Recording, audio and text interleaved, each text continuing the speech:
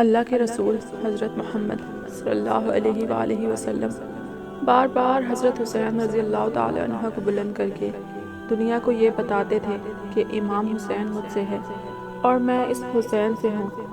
اے لوگو، اگر اس حسین کو کوئی مشکل وقت آ جائے اور تم سے کوئی مدد طلب کرے تو اس کا ساتھ دینا، کیونکہ یہ جنت کے جوانوں کا سردار ہے، میرا خون ہے، میری اولاد ہے۔ لیکن افسوس کہ ابھی رسول اکرم صلی اللہ علیہ وآلہ وسلم کی رحلت کو تھوڑا ہی وقت گزرا تھا کہ کربلا کے میدان میں ایک طرف 9 لاکھ کا مجمع تھا تو دوسری طرف وہ حسین جسے اللہ کے رسول صلی اللہ علیہ وآلہ وسلم اپنے کندھوں پر سوار کرتے تھے۔ امام حسین علیہ السلام اپنے نانا کی امت سے بار بار کہتے رہے، کیوں میرا راستہ روکا ہے؟ اے لوگوں، پہچانو، میں تمہارے نبی کا نواسا ہوں۔ کیوں 3 دن سے میرے بچوں کو پیاسا رکھا ہے؟ کیوں میرے عزیز و اقارب کو شہید کیا؟ بتاؤ، کیا میں نے آپ صلی اللہ علیہ وآلہ وسلم کی شریعت میں ترامیم کی ہیں؟ کیا میں نے انسان کا حق کھایا ہے، کسی انسان پر ظلم کیا ہے؟ اتنے میں فوج یزید سے ایک آواز آئی، کہنے لگے، اے حسین، ہم سب تجھے تیرے بابا علی کے بغض میں قتل کر رہے ہیں تاکہ یزید ہماری جھولیاں دولت سے بھر دے۔ امام حسین رضی اللہ تعالیٰ عنہ نے فرمایا، اے لوگو، کہ آج جس اسلام کا علم تمہارے ہاتھوں میں بلند ہے، یہ علم میرے بابا علی نے بلند کیا۔ مت بھولنا، خیبر و خندق علی نہ ہوتے تو اسلام کی فتح ناممکن تھی۔ وہ علی جس نے پوری زندگی اسلام کی تبلیغ کی، حق کو بلند کیا، رسول اکرم صلی اللہ علیہ وآلہ وسلم کی حفاظت کی، آج اس علی کو یہ اجر دے رہے ہو۔ اے لوگو، بتاؤ، اللہ کے رسول نے بار بار میرے بابا علی کا ہاتھ بلند کر کے بتایا تھا، جہاں حق ہوگا وہاں علی ہوگا۔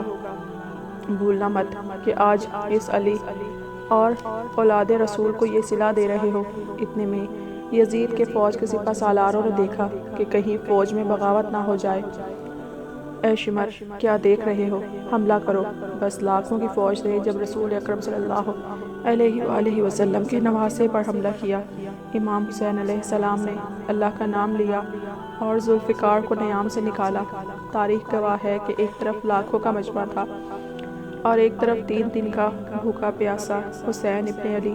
زمین پہ اس طرح کی جنگ کبھی نہیں دیکھی کہ ایک تنہا انسان لاکھوں کے مجمع کو اس طرح سے لڑا کے فوج شمر واپس بھاگنے پر مجبور ہو گئی۔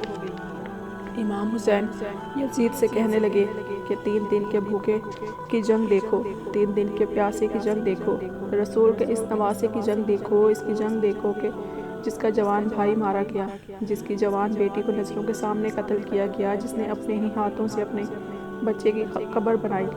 امام حسین شیر کی طرح فوج یزید سے لڑ رہے تھے۔ اتنے میں آواز غیب آئی، حسین، تیرا اللہ تجھ سے راضی ہوا۔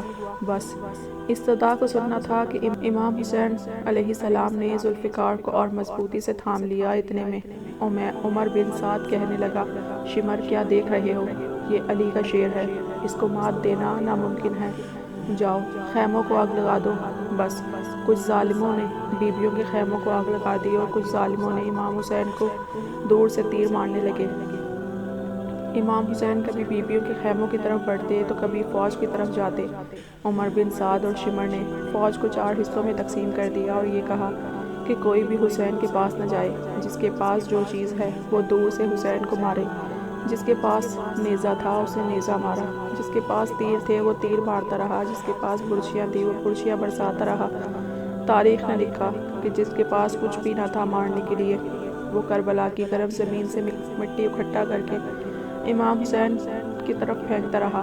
امام حسین کے جسم مبارک پر ہزاروں زخم لگتے رہے۔ آپ کے جسم مبارک پر اتنے تیر تھے کہ آپ کا جسم مبارک نظر نہیں آ رہا تھا۔ بس جیسے ہی نواسہ رسول گھوڑے سے زمین پر اترے، فوج یزید جھومنا شروع ہو گئی۔ لیکن اتنے میں وہ گھوڑا جس پر آپ صلی اللہ علیہ وآلہ وسلم سواری کیا کرتے تھے، وہ امام حسین علیہ السلام کے چاروں طرف گھومنا شروع کر گیا تاکہ تیروں سے اپنے آقا کو بچا سکے۔ وہ گھوڑا دوڑ ہی رہا تھا۔ اتنے میں عمر بن سعد نے کہا، اے لوگو، رکو، میں نے اپنی آنکھوں سے دیکھا تھا کہ اس گھوڑے پر اللہ کے رسول صلی اللہ علیہ وآلہ وسلم سواری کرتے تھے، کہیں تیر اس گھوڑے کو نہ لگ جائیں۔ اور یوں تیروں کو بند کر دیا گیا۔ افسوس کہ ان لوگوں کو اس گھوڑے کا تو احترام معلوم تھا جس پر رسول اکرم صلی اللہ علیہ وآلہ وسلم سواری کرتے تھے، لیکن اس حسین کا احترام بھول چکے تھے جس کو کاندھوں پر سوار کر کے آپ صلی اللہ علیہ وآلہ وسلم امت کو دکھایا کرتے تھے۔ بس امام حسین علیہ السلام کربلا کی زمین پر سر رکھ کر اللہ کا شکر ادا کر رہے تھے، اور ادھر فوج یزید کے مختلف سپاہی امام حسین کا سر کاٹنے کے لیے قریب آئے۔ جو بھی قریب آ کر امام حسین کے سر کو دیکھتا، نواسۂ امام حسین کے چہرے میں نبی اکرم صلی اللہ علیہ وآلہ وسلم کا چہرہ نظر آتا اور وہ چیخ کر دور چلا جاتا۔ اتنے میں شمر کہنے لگا کہ یہ کام مجھ سے ہی ہونا ہے۔ جیسے ہی شمر نے خنجر امام حسین کے گلے پر رکھا تو وہ دیکھنے لگا کہ امام حسین کے لب ہل رہے تھے۔ اس سے سوچا کہ شاید ہم نے امام حسین کا پورا خاندان ختم کر دیا ہے۔ 3 دن تک حسین کے بچوں کو بھوکا رکھا، شاید امام حسین اللہ کے دربار میں ہمیں بددعا دے رہے ہوں گے۔ یہ سننے کے لیے کان قریب کیا تو کیا سنا کہ امام حسین اللہ کے دربار میں اللہ کی نعمتوں کا شکر ادا کر رہے تھے کہ اے اللہ تیرا شکر ہے کہ اس عظیم امتحان کے لیے تو نے اس حسین کو چنا۔ اتنے میں امام حسین نے آنکھیں کھولیں اور شمر سے کہا، اے شمر، کیا تو نہیں جانتا کہ رسول صلی اللہ علیہ وآلہ وسلم کا نواسا ہوں، جنت کا سردار ہوں، حق پہ ہوں، بے جرم ہوں؟ شمر نے کہا، ہاں مجھے معلوم ہے۔ پھر آپ نے فرمایا، کیوں قتل کر رہے ہو؟ شمر نے کہا، تاکہ یزید میری جھولی دنیاوی دولت سے بھر دے۔ بس یہ کہتے ہی شمر نے امام حسین کا گلا کاٹنا شروع کر دیا اور فوج یزید مسلسل جھومتی رہی۔ امام حسین کا سر قلم ہونے کے بعد سادات کو لوٹا گیا۔ امام حسین کے سر مبارک کو نوکے سینہ پر بلند کر دیا گیا۔ بی بی سکینہ کو تماچے مارے گئے۔ رسول صلی اللہ علیہ وآلہ وسلم کی نواسیوں سے چادروں کو لوٹ لیا گیا اور امام حسین کے جسم مبارک کی توہین کرنے لگے۔ تاریخ نے لکھا کہ امام حسین کے جسم سے جو چیزیں تھیں ان کو لوٹنے لگے۔ اتنے میں ایک شخص امام حسین کے جسم کے قریب آیا۔ امام حسین کے ہاتھ میں ایک انگوٹھی پہنی تھی، اتارنے کی کوشش کی، نہ اتری تو انگلی کاٹ کے انگوٹھی لے گیا۔ آپ کے جسم مبارک کو رسیوں سے باندھ کر کربلا کی گرم زمین پر ادھر سے ادھر پھیرایا گیا۔ اتنے میں عمر بن سعد نے کہا کہ اے شمر، حسین اور اس کے ساتھیوں کی لاش کا وہ حال کرتے ہیں کہ رہتی دنیا تک کوئی بھی یزید کے خلاف آواز نہ اٹھائے۔ سب کے جسم سے سروں کو کاٹ لو اور سب کی لاشوں کو پامال کر دو۔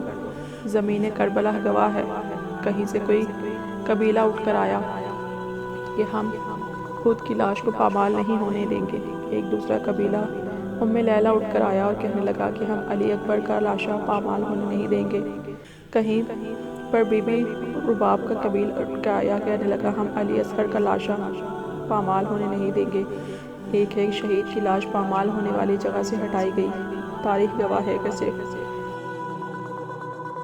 رسول اکرم صلی اللہ علیہ وآلہ وسلم کا اکیلا نواسا کربلا کی گرم زمین پر پڑا رہا اور مغرب کے گھوڑے مشرق کی طرف اور مشرق کے گھوڑے مغرب کی طرف دوڑتے رہے۔ امام حسین کا جسم پامال ہوتا رہا۔ امام جعفر صادق علیہ السلام فرماتے ہیں، میرا سلام ہو میرے اس غریب دادا پر کہ جس کی لاش کو اس طرح سے پامال کیا گیا کہ ان کی دائیں پسلیاں بائیں پسلیوں کی طرف چلی گئیں اور بائیں پسلیاں دائیں پسلیوں کی طرف۔ ان کا سینہ مبارک اور پشت ایک ساتھ ہو گیا۔ سلام ہو میرے اس بے وطن دادا پر کہ جس کے جسم مبارک کے ٹکڑوں کو زمین کربلا پر بکھیرا گیا۔ سلام ہو